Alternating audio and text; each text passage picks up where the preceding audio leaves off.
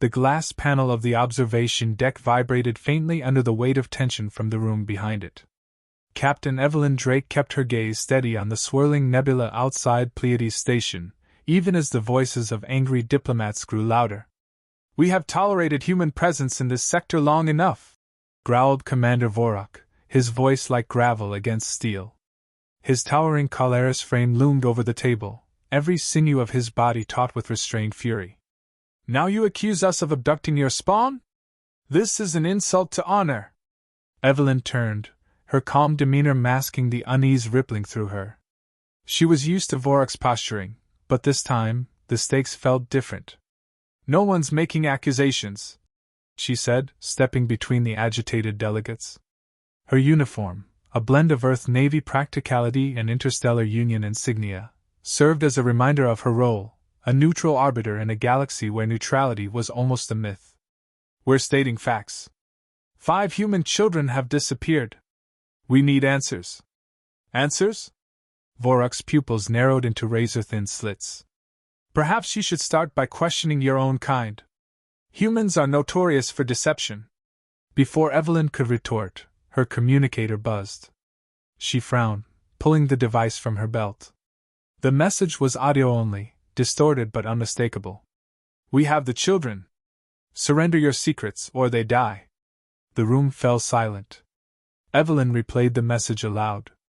The cold threat in the voice left no room for interpretation. Gasps and murmurs filled the space as the Calaris delegation bristled. This is a fabrication," Vorak snapped, though the hesitation in his tone betrayed a flicker of doubt. Evelyn held his gaze. "If it's a fabrication, we'll find out. But right now, we have 5 lives at stake." The investigation began immediately. Evelyn's first stop was the station's security hub, where holographic monitors displayed the sprawling corridors of Pleiades Station. Lieutenant Martin, the human in charge, looked pale and jittery as he brought up the recordings from the last 24 hours.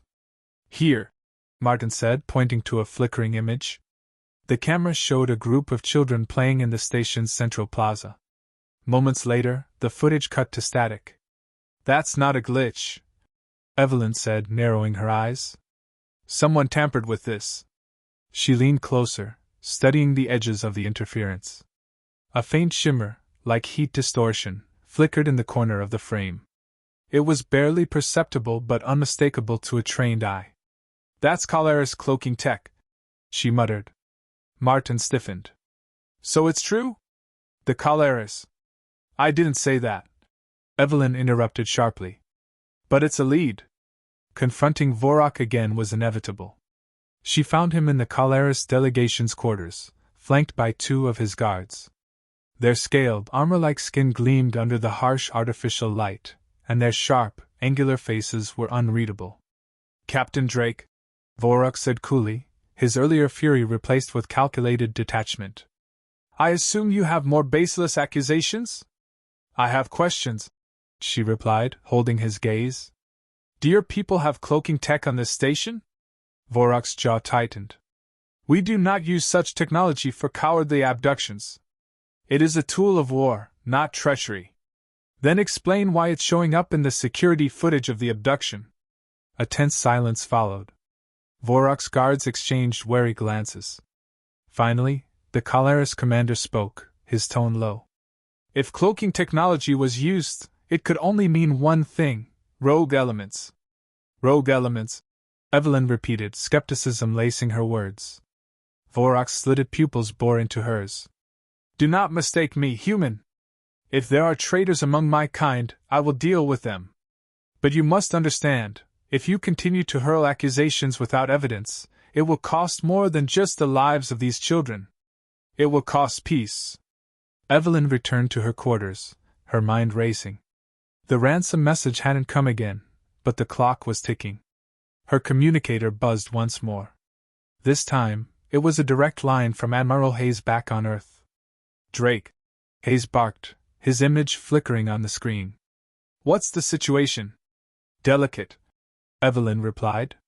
"We have a lead, but nothing definitive yet. Vorak's hinting at a rogue faction." Hayes frowned. "Keep it contained, Captain.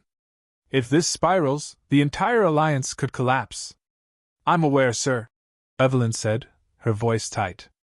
I'll get to the bottom of it.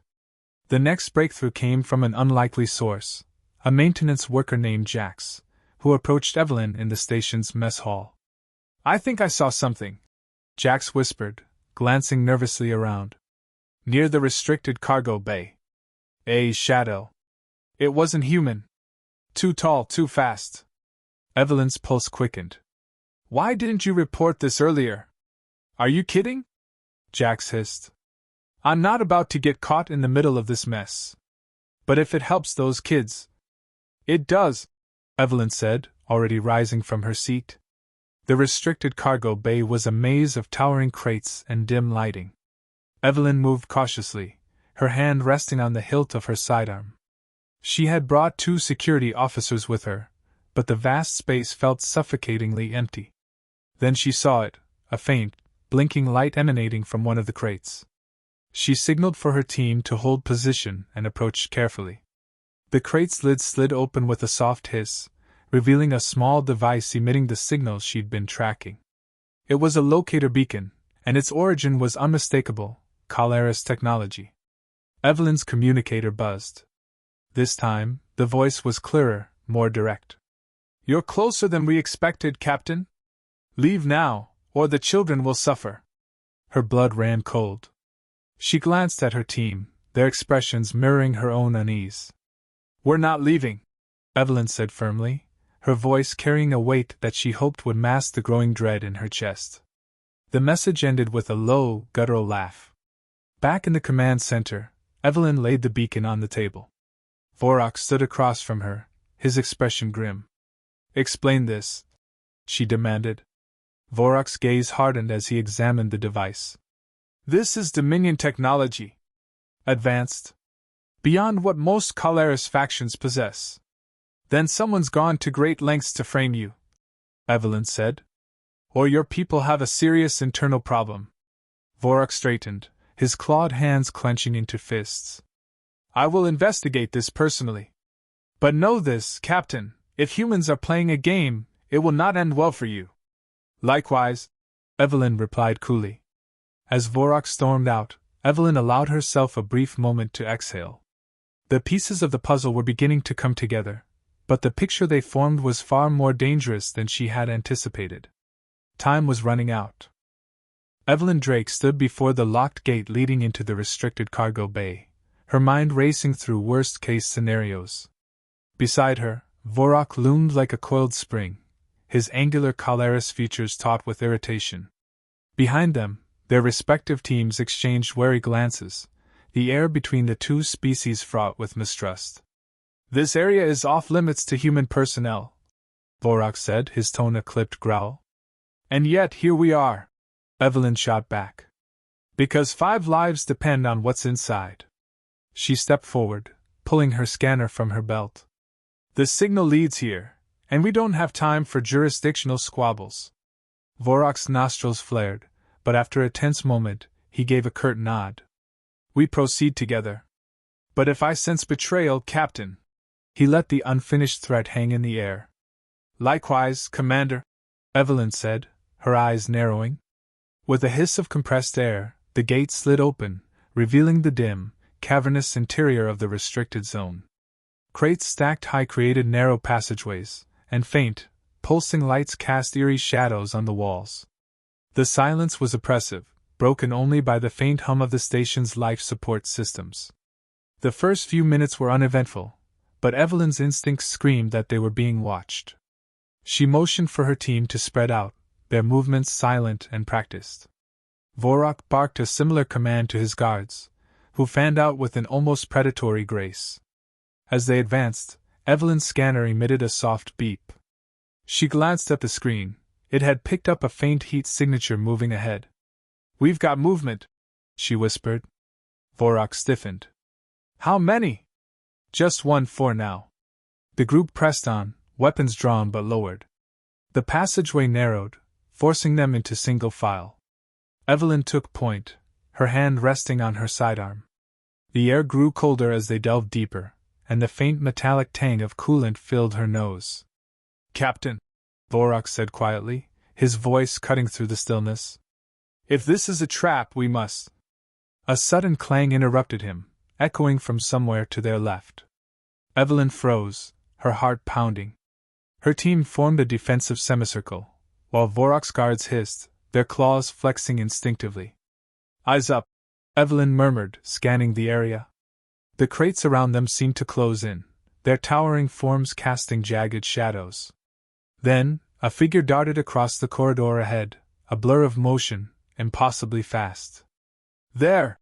One of Vorak's guards snarled, pointing toward the movement. Hold fire! Evelyn commanded. We need them alive! They followed the fleeting figure deeper into the bay, the narrow corridors forcing them into tense proximity. Evelyn could feel Vorak's simmering distrust like static electricity, but there was no time to address it. Her scanner beeped again, signaling that they were closing in on the heat source. The corridor opened into a wide chamber, dimly lit and cluttered with abandoned machinery. In the center stood a makeshift barricade of crates and metal scraps. Behind it, a group of Kalaris rogues stood armed and ready, their armor mismatched and scarred. Evelyn counted 5, their reptilian eyes gleaming with hostility. In the center of the group stood a tall Kalaris male with an air of authority, his crimson scales marking him as a high-ranking warrior. Drop your weapons! Evelyn called out, stepping forward. The leader laughed, a deep, guttural sound. You bring humans into our sacred space, Vorak? How far you've fallen! Vorak snarled, stepping up beside Evelyn. You disgrace the Dominion with your treachery, Yalrix. Surrender now, and I may show mercy. Yalrix tilted his head, his expression mockingly thoughtful. Mercy? From you? How amusing! He turned his attention to Evelyn. And you, human, what lies have you been told to bring you here? No lies, Evelyn said coldly. Just missing children. Where are they? Yalrix's grin widened, revealing rows of sharp teeth. Safe for now. But their safety depends on your cooperation. Vorak took a step forward, claws flexed. You dare threaten innocent lives? Yalrix sneered. Innocence? The humans are far from innocent. They trespass, they take what isn't theirs. Save your speeches, Evelyn interrupted. What do you want? The rogue leader's gaze hardened. The alliance between our species ends today. You will deliver the humans' military secrets to us, or the children will never leave this station alive. Tension crackled in the air. Evelyn could feel her team shifting uneasily behind her, and even Vorak's guards seemed unsettled. We don't negotiate with terrorists, Evelyn said firmly. And I don't take orders from prey, Yalrix snarled. He raised a hand, signaling his men to prepare their weapons. Before the situation could spiral further, Vorak stepped forward, his imposing presence silencing the chamber. Enough! His voice echoed like thunder. Yalrix, you are a fool blinded by hatred. Your actions will doom us all. The rogue leader glared at him. You think allying with these creatures will save us?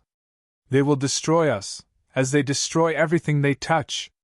Evelyn met Yalrix's gaze, her voice steady. The only thing destroying us right now is people like you. We can work this out, but not if you keep playing games with innocent lives. For a moment, Yalrix seemed to hesitate. Then, with a sharp motion, he ordered his men to retreat deeper into the chamber. They're stalling, Vorak muttered. I know, Evelyn said grimly. She turned to her team. Stay sharp. We're not letting them get away. The chase led them to a secured chamber at the far end of the bay. The door was heavily reinforced, but Vorak's guards quickly set to work, their claws and tools tearing through the locks. Inside, the children were huddled together in a corner, their wide eyes filled with fear. Among them was a young Kalaris child, his crimson scales marking him as Yalrix's kin. Evelyn approached cautiously, lowering her weapon. It's okay, she said softly. We're here to help. The children hesitated, then slowly moved toward her. Evelyn signaled her team to secure the area, while Vorak stood silently, his gaze fixed on the Kalaris child. We need to move, Evelyn said. This isn't over. Vorak nodded, his expression unreadable. As they escorted the children back through the cargo bay, Evelyn couldn't shake the feeling that this was only the beginning. The rogue faction was still at large, and their motives hinted at a larger conspiracy. "We've got what we came for," she said to Vorak. "But this isn't over." "No," Vorak agreed, his voice low. "It's just begun." The children were safe, but the air inside Pleiades Station remained charged with tension. Evelyn stood in the central command room, reviewing the events of the last few hours. The recovered Calaris child, a boy named HFY, sat quietly in a corner under Vorak's watchful gaze. Despite his age, the child had a calm, almost unnerving presence. Evelyn rubbed her temples as Lieutenant Martin updated her. "We've sealed off the restricted cargo bay, Captain. Scanners show no additional life signs in the immediate vicinity, but the rogues could have escaped into the maintenance tunnels. Which means they're still on the station," Evelyn said, her voice tight. She turned to Vorak, whose sharp gaze hadn't left the boy. "We need to act quickly. If Yalrix regroups, he'll strike again." Vorak nodded slowly, his claws tapping rhythmically on the console. "This child may hold the key to understanding their next move. He is Yalrix's blood." Evelyn glanced at the boy, who stared back at her with an intensity that belied his small stature. "Do you think he'll talk?" Vorak exhaled sharply, his tone measured but firm. "He must. For the sake of honor, and his people." HFY was taken to a secure room, where Evelyn and Vorak conducted the questioning. The boy sat at a small table, his posture rigid but his expression unflinching. Evelyn softened her voice, adopting a gentler tone. "HFY," she began, "we're here to help you. But we need to understand what's happening. Can you tell us why your father did this?" The boy's sharp eyes flicked to Vorak, then back to Evelyn. "He says you're the enemy. That you'll destroy us." Evelyn leaned forward slightly. "And do you believe him?" HFY hesitated, his young mind clearly wrestling with the weight of the question. Finally, he shook his head. "I don't know. He says a lot of things. But I don't think hurting others is the way." Vorak spoke then, his voice deep and resonant. "Your father's hatred blinds him. He endangers not only humans but also our people. Do you know where he is hiding?" HFY bit his lip, his scaled fingers curling into fists. "He has a base. In the old cargo tunnels near the reactor. But it's dangerous. He has traps, guards." Evelyn exchanged a glance with Vorak. "That's all we need," she said.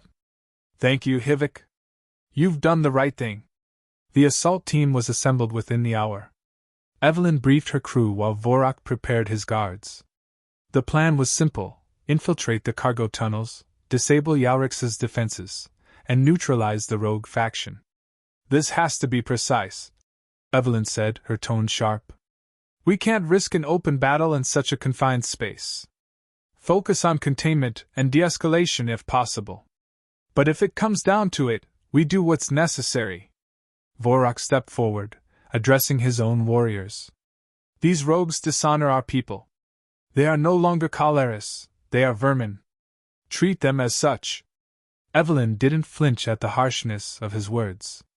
She knew Vorak's culture valued strength and decisiveness, especially in matters of loyalty. "Let's move," she said. The entrance to the cargo tunnels was a forgotten maintenance hatch, concealed behind layers of dust and disuse. Evelyn led the way, her weapon drawn but lowered. Vorak followed closely, his claws ready for combat. Inside, the air was heavy with humidity, and the faint hum of the station's reactor filled the silence. The tunnels were a labyrinth, dimly lit by flickering emergency lights. Every shadow felt alive, every sound amplified in the claustrophobic space. Evelyn motioned for the group to halt as her scanner picked up a tripwire ahead. She crouched, carefully disabling it with practiced precision. "Yalrix isn't taking any chances," she muttered. Vorak's voice was a low growl. "Good. Neither are we." The first skirmish came unexpectedly. As the team rounded a corner, a rogue guard leaped from the shadows, his claws swiping at Evelyn. She ducked just in time, rolling to the side and firing a stun shot. The guard collapsed, his body twitching as the electricity coursed through him. Ambush! One of Vorok's guards snarled, lunging at another rogue emerging from the darkness. The confined space erupted into chaos. Evelyn's team moved with precision, their training evident in every coordinated strike. Vorok's warriors fought with a primal ferocity, their claws slashing through the rogues' makeshift armor. Within minutes, the skirmish was over. The attackers lay incapacitated, and Evelyn's team pressed on. As they neared the reactor, the air grew hotter, the vibrations of the machinery resonating through the walls. Evelyn's scanner beeped again, this time indicating multiple heat signatures ahead. "They're waiting for us," she said, her voice low. Vorok's expression darkened. "Good. Let them face the consequences of their betrayal." They entered the chamber, a massive, circular room dominated by the reactor's glowing core. Yalrik stood at the far end, flanked by his remaining men. His expression was a mix of defiance and contempt. "You've come far," he said, his voice echoing off the walls. "But this is where your journey ends." Evelyn stepped forward, her weapon trained on him. "It's over, Yalrix. Surrender now, and we can end this without more bloodshed." Yalrix laughed, a cold, bitter sound. "You think I fear you? You're already too late." He raised a device in his hand, its screen blinking ominously. Evelyn's heart sank as she realized what it was, a remote detonator. "You'll destroy the station?" she said, her voice incredulous. "You'll kill your own people? For freedom," Yalrix snarled. "A future without humans corrupting our existence." Vorok stepped forward, his voice a roar. "You are no Kaleris! You are a coward who hides behind lies and destruction," Yalrix sneered. "And you are a fool who clings to a broken alliance." The tension broke as Vorok charged. In the chaos, Evelyn aimed her weapon at Yalrix's hand, firing a precise shot that sent the detonator flying. It clattered to the floor, sparking as it slid out of reach. The battle erupted. Evelyn focused on the detonator, racing toward it as the room descended into pandemonium. Vorok engaged Yalrix in a brutal clash of claws and strength, their roars echoing through the chamber. Evelyn reached the detonator, her hands steady as she quickly deactivated it. The blinking light faded, replaced by a soft hum of inactivity. "It's disarmed!" she shouted, turning back to the fight. Vorok landed a decisive blow, sending Yalrix sprawling to the floor. The rogue leader struggled to rise, his defiance unwavering even in defeat. "It doesn't matter," Yalrix rasped. "More will rise. The alliance will fall." "Not today," Evelyn said coldly. Vorok's claws hovered over Yalrix's throat, but he hesitated. After a long moment, he lowered his hand, his gaze burning with contempt. "Take him," Vorok ordered his guards. The battle was over, but the scars it left were deep. Evelyn and Vorok stood in the aftermath, the glow of the reactor casting long shadows around them. "This isn't the end," Vorok said, his voice heavy with certainty. Evelyn nodded. "No, but it's a start." As they led Yalrix and his men away, the fragile alliance between their people felt stronger than ever, born not of convenience, but of hard-earned trust. And for Evelyn, that was worth fighting for.